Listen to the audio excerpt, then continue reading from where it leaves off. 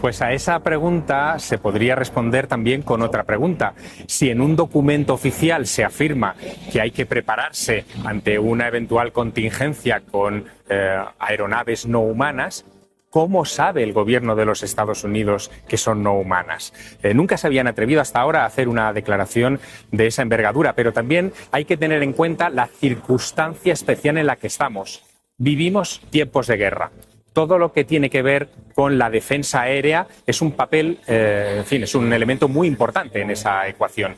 Y esa alusión a aeronaves no humanas ha aparecido en un documento del Senado dirigido al Congreso, que es el anexo a los presupuestos de inteligencia para el año 2023, por el que los militares recibirán 20 millones de dólares para poner en marcha una comisión que investigue este asunto. No parece mucho dinero, pero desde luego es un paso oficial verdaderamente sorprendente. Javier, por eso te iba a preguntar, ¿por qué ahora esta declaración de tal envergadura? ¿Es que hay, aparte de las circunstancias en las que nos encontramos esta guerra, nuevas pruebas?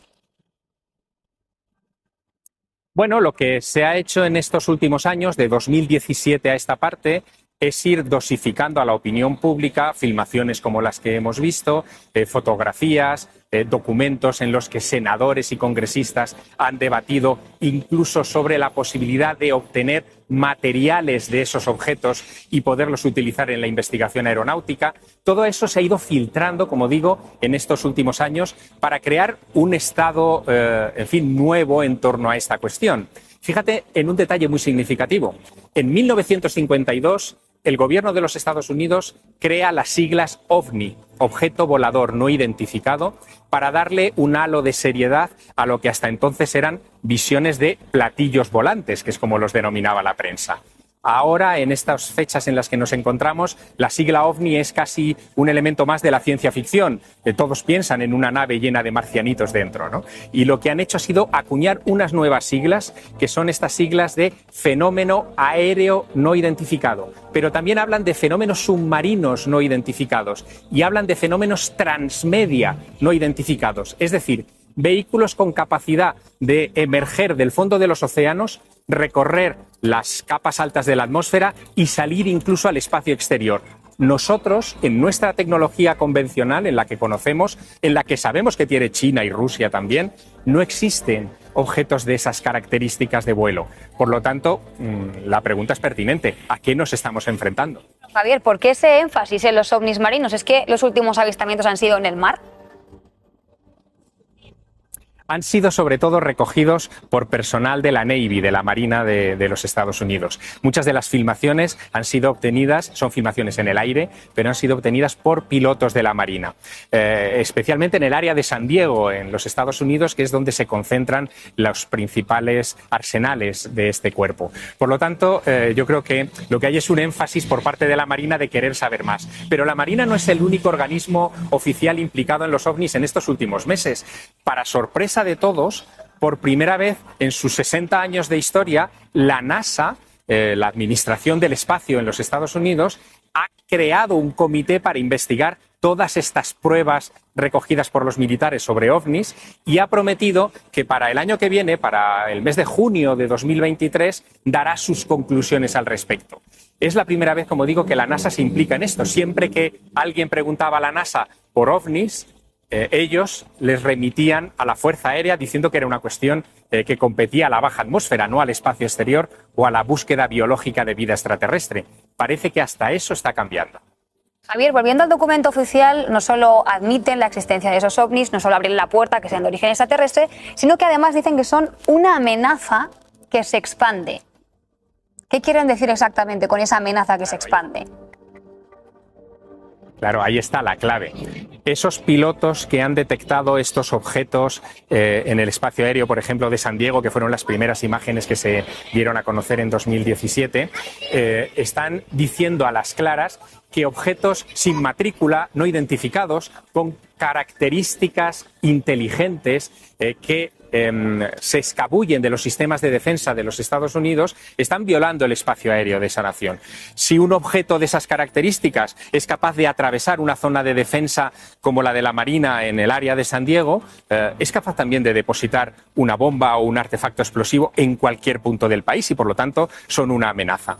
Pero, insisto, yo creo que también se está haciendo un uso intencionado desde la élite militar de los Estados Unidos para recabar fondos e invertir más en defensa aeroespacial. No olvidemos que Donald Trump, el anterior presidente del Ejecutivo en la Casa Blanca, impulsó una nueva rama del ejército hasta ahora prácticamente inimaginable, casi de película de ciencia ficción, que es la Fuerza Espacial.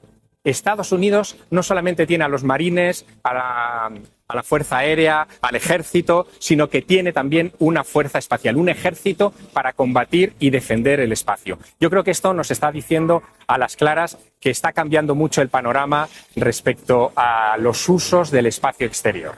O sea, Javier, me estás diciendo que este cambio de postura, ¿no? Porque de hecho hemos pasado del absoluto secretismo y la conspiración del Área 51 y demás a este cambio, como decimos, radical de postura, decir abiertamente en un documento oficial, admitiendo la existencia de esos ovnis y abriendo la puerta a hablar de extraterrestres, obedece a que hay un interés militar y armamentístico, ¿no? Los ovnis aparecieron, o los platillos volantes aparecieron en escena en 1947, en la posguerra, después del lanzamiento de las bombas atómicas de Hiroshima y Nagasaki. Y Estados Unidos se estaba posicionando en aquel entonces como una superpotencia bélica ante los ojos de todo el mundo. Bueno, ahora estamos en una situación de guerra encubierta, de guerra de baja intensidad, pero de guerra al fin y al cabo, y los Estados Unidos temen perder su papel preponderante. China y Rusia han avanzado mucho en misiles hipersónicos, en vehículos de altas capacidades, y por lo tanto Estados Unidos tiene que responder a eso. Si tras el miedo a un invasor anónimo, como es lo que enmascaran las siglas OVNI o incluso las siglas fenómeno aéreo no identificado, se puede justificar una mayor inversión en defensa, bienvenido sea para esa industria bélica norteamericana, claro. Javier, nos comentaba Luis antes el caso de ese piloto español que hacía la ruta, ¿no?, de Ibiza, Luis. ¿Me decías antes? Sí, el año 1979, Ibiza-Alicante. ¿Tú te imaginas, Javier, una declaración parecida, no sé si decirte en España o en Europa? A la que ha hecho Estados Unidos, me refiero. Bueno, Europa, en el Parlamento Europeo se han debatido las cuestiones de los ovnis. Recuerdo, por ejemplo, un eurodiputado italiano, Tullio Regge, que hizo una propuesta al Parlamento Europeo, a la Eurocámara, para que se creara una comisión oficial que investigara este asunto. Finalmente no se hizo y quedó el esfuerzo en el ámbito privado. Hubo varias asociaciones, entre ellas también el Centro Nacional de Estudios Espaciales en Toulouse, que se implicaron en la creación, de pequeños comités para recoger información. En el caso de España, ese incidente de noviembre de 1979 provocó también una reacción en nuestro Parlamento. Hubo una interpelación en el Congreso de los Diputados a ese respecto.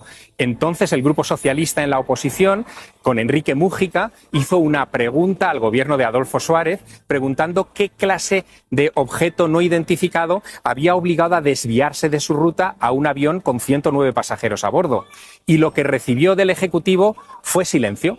Esa pregunta no se respondió nunca en el hemiciclo, aunque ahora lo sabemos porque se ha desclasificado, sí que se redactó una respuesta en la que se reconocía que no teníamos ni idea de lo que había obligado a aquel avión de pasajeros a desviarse de su ruta y aterrizar en emergencia en el aeropuerto valenciano de Manises. Volviendo al caso estadounidense, decíamos que hace ya un tiempo que están desclasificando esos documentos, ¿no? Pero por seguir con la conspiración, dado que el tema lo requiere, ¿puede ser que haya muchos más avistamientos que se hayan producido o imágenes que no hayamos visto la opinión pública? Sin lugar a dudas. Todo aquello que afecte directamente a la seguridad nacional no pasa por los filtros de la desclasificación hasta pasados unos años. En eso, Estados Unidos tiene una ley de secretos oficiales verdaderamente ejemplar. Hay un detalle también muy curioso sobre este asunto. Llevamos muchos años sabiendo que todos los organismos oficiales del gobierno, las grandes agencias que se encargan de la defensa, se han ocupado de la cuestión. Y lo sabemos porque allí existe algo que se llama el el Acta de Libertad de Información, la Freedom of Information Act, que permite a cualquier ciudadano, no solo de los Estados Unidos, solicitar información clasificada para su entrega a la opinión pública. Y gracias a la petición de miles de ciudadanos en estos últimos 70 años, se han desclasificado muchos datos sobre los ovnis en los Estados Unidos. Y sabemos también que muchos otros se han escamoteado porque afectaban a la seguridad nacional. De esos no tenemos información.